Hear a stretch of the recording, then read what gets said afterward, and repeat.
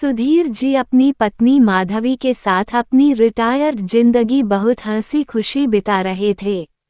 उनके तीनों बेटे अनुराग, सुशांत और अभिनव अलग अलग शहरों में अपने अपने परिवारों के साथ बस गए थे। हालांकि सुधीर जी ने एक नियम बना रखा था कि दीपावली पर उनके तीनों बेटे सपरिवार उनके पास आते थे।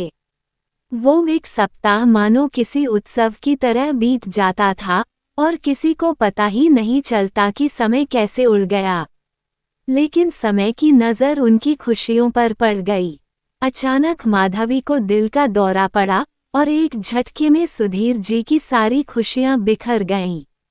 तीनों बेटे दुखद समाचार पाकर दौड़े आए। सबने मिलकर क्रियाकर्म किया और शाम को सब एकत्रित हुए।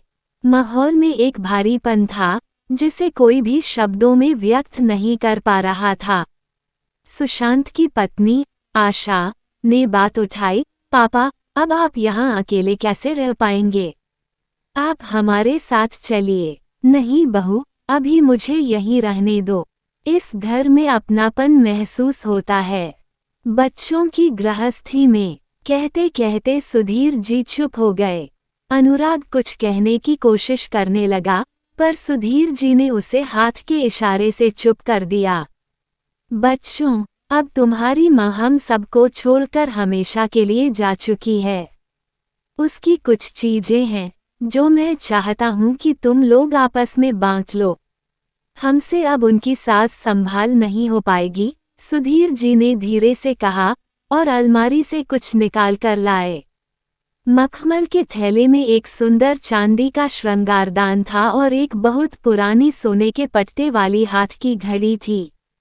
ये दोनों चीजें उनके जीवन की अमूल्य धरोहर थीं। बच्चों की नजरें इन बेशकीमती वस्तुओं पर टिक गईं। अभिनव, सबसे छोटा बेटा, जोश में बोला, अरे ये घड़ी तो माँ रचना को देना चाहती थी। सुधीर जी ने शांत स्वर में कहा, और सब कुछ तो मैं तुम लोगों को बराबर से दे ही चुका हूँ। इन दो चीजों से तुम्हारी माँ को बहुत लगाव था। वो इन्हें बड़े चाव से कभी कभी निकालकर देखती थीं। अब सवाल यह है कि उनकी दो चीजों को तुम तीनों में कैसे बांटूं? सब एक दूसरे का मुंह देखने लगे। माहौल में एक अजीब सी खामोशी थी। तभी सुशांत, जो मंझला बेटा था, संकोच से बोला, ये श्रृंगारदान माँ अक्सर रचना को देने की बात करती थीं। लेकिन समस्या तो बनी हुई थी। सुधीर जी अब सोच रहे थे कि आशा को क्या दें। उनके मन के भाव को पढ़ते हुए आशा ने कहा, पापा, आप शायद मेरे बारे में सोच रहे हैं।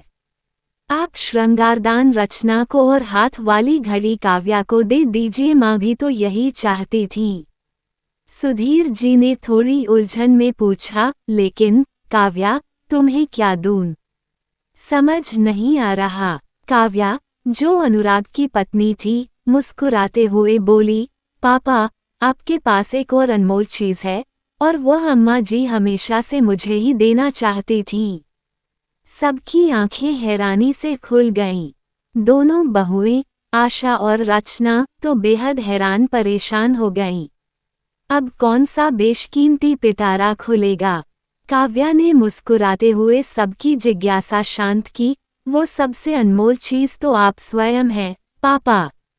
पिछली बार अम्मा जी ने मुझसे कहा था, मेरे बाद पापा की देखभाल तेरे जिम्मे। अब आप उनकी इच्छा का पालन कीजिए और हमारे साथ चलिए, इसी वक्त, बिना कोई देरी किए।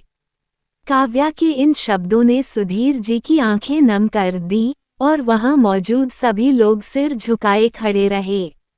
उन्होंने महसूस किया कि असली धरोहर सिर्फ सोने चांदी की चीजें नहीं होती, बल्कि वे रिश्ते होते हैं जो किसी की जिंदगी को संवारते हैं, उसे सच्चे मायनों में मूल्यवान बनाते हैं।